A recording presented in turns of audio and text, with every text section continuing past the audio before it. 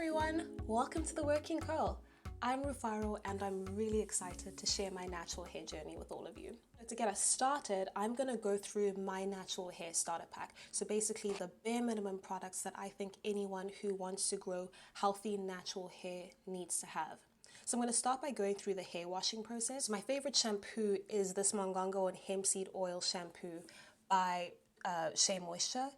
It is their high porosity shampoo, which means it's going to be really good for you if you have high porosity hair, you kind of struggle with moisture retention, with dryness. I certainly do sometimes, so I would give this shampoo a shot if that sounds like you.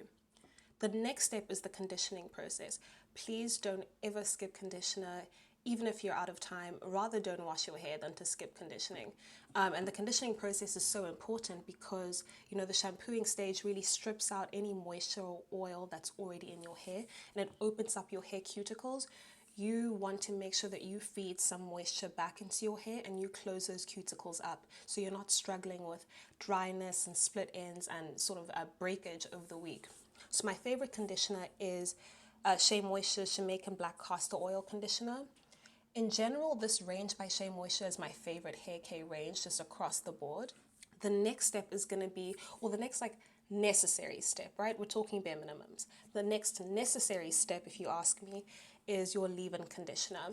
That is what you're going to use after you've washed your hair and you're sort of now twisting it up or, you know, plaiting it, or you're just going to like put it in a bun, but you want to make sure that it's going to be nice and moisturized the next day. So my favorite leave-in conditioner is, again, from Shea Moisture's Jamaican Black Castor Oil range. It's this leave-in conditioner.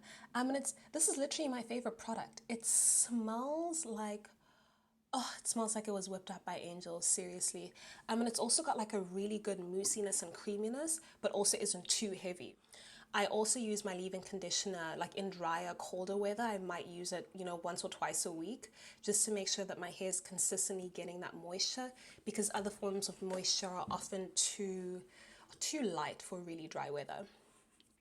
So my next must-have product is any sort of hairspray, oil moisturizer, something that you can use for day-to-day moisture. It's going to be a lot lighter than your leave-in conditioner, but it's also going to have a little more to it than just, you know, spraying water on your hair.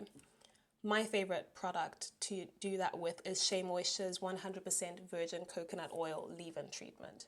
This baby over here. If you can't already tell, I am a little bit of a Shea Moisture stan. I'm gonna use the spray, say, you know, every 2 or 3 days, depending on what my hair needs. And I'm gonna, you know, use it right after I put some water onto my hair. Which takes me to the next step, like the bare minimum moisturizer you need for natural hair is water. Literally H2O, good old H2O. You wanna spritz water on your hair every single day. Every day without fail. I like to think of natural hair as a plant, and you want to make sure you're watering it consistently. You want to make sure that you are giving it the correct nutrients consistently. So make sure you're putting water on your hair regularly.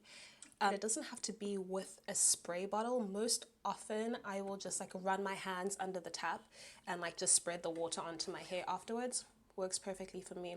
Whatever moisturizer you're using, be it your leave-in conditioner, your leave-in treatment like your spray or water, you want to make sure you're sealing that moisture in.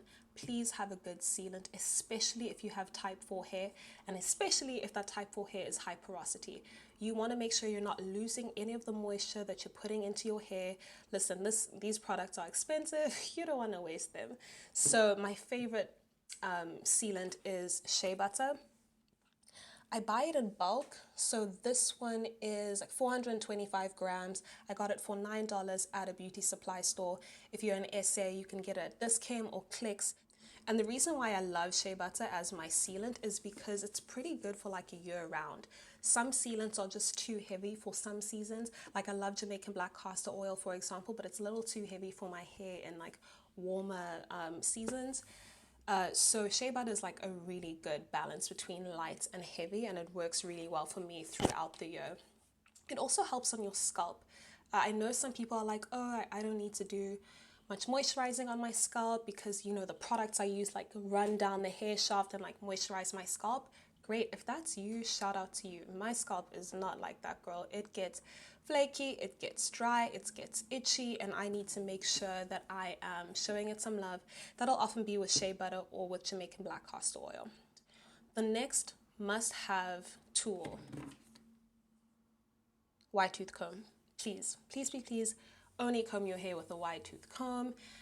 If you're going to use a brush or something with finer teeth, you can do that after you've used your wide tooth comb. But bare minimum, detangling, wide tooth comb. I detangle, once with every wash, so that's like once every 2 weeks. If you're going to detangle more, I guess shout out to you. You don't want to be using a comb on your hair very often. In general, you don't want to be manipulating your hair very often. That's what causes like breakage, thinning, that kind of thing. We want to avoid that. So wide tooth comb, I use this after every wash. The last product that you need, remember we spoke about these products, and whatever products you're using, they're going to be expensive. Natural hair is just expensive in general. Whatever products you're using, you don't want for those products to leave your hair ever.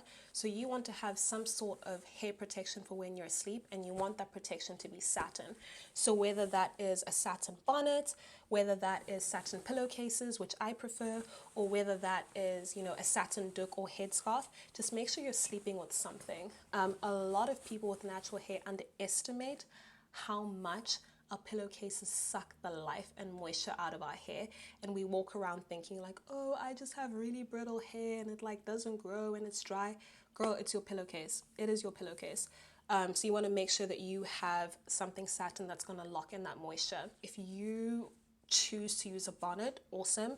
Just try to make sure that you are using it with the elastic band sort of on your forehead and away from your hairline, so it's not tugging at your hairline while you're sleeping. You also want to make sure that you get a bonnet that sort of covers the elastic band. If the elastic band is exposed, it just like latches onto your hair really easily and again tugs at your hairline. You don't want that to happen. You'll get a brand new bonnet in a few weeks. You're like, oh, my hairline's receding, but I've been doing everything correct. It's your bonnet. Also, you want to avoid the temptation of like wearing your bonnet often. I know it's like really easy to like wear it around the house, like wear it to the store, cool, like do that. But if you wear it often, it's also going to tug away at your hairline unless you're wearing it on your forehead, like I said, cool. But if you're going to wear a bonnet or a tight doek, try to reduce how often you wear that and try to limit it to bedtime, so you're putting as little strain on your hairline as possible. So those are my bare minimum products. If you have any questions, drop a comment down below. I'd be happy to reply. But in general, let me know what you thought of this video, and please like, comment, subscribe. More content is coming your way, but let me know what you thought of this one today first. Thank you.